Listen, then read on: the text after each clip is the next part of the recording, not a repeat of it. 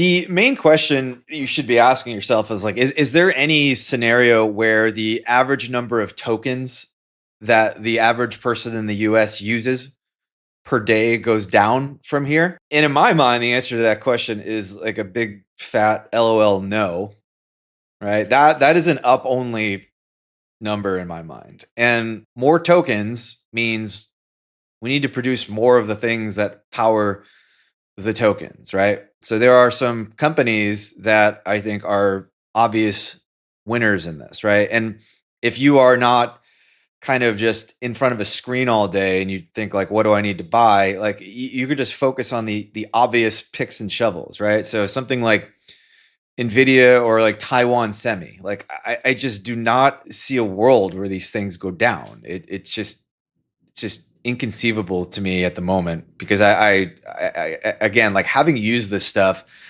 I see how insatiable the demand is going to be and how insane the hardware rush is ultimately going to be, right?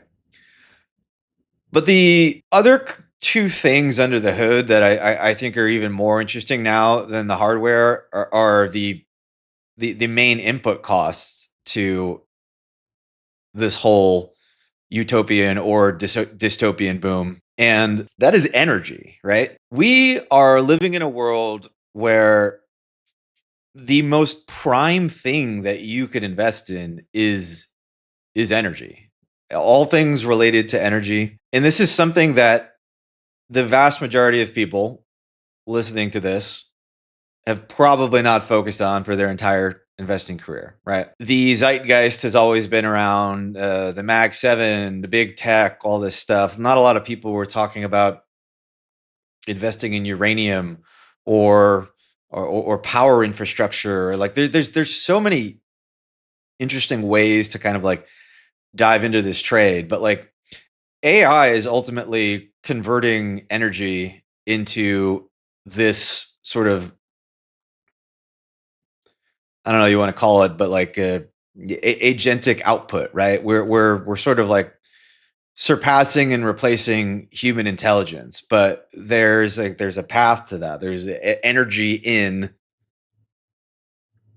agentic intelligence out, right? And the demand for this stuff, I think, is insatiable, right? And incidentally, this is one of the things I think that is an obvious and kind of weird oversight of the Citrini article when I read it. Do you guys remember Jevons paradox? I think we talked about it on the Alpha Pod back in the day when we first started grappling with the deep questions of AI. Back in the day with the steam engine, right? There was the idea that when you made the engine more efficient, there would be less demand for some of the inputs because there was just more efficiency there. But it turned out as things became more efficient, the demand rose often to outpace that increase in efficiency. And this was the thing we were wondering with AI. Like, is there going to be this massive CapEx build out?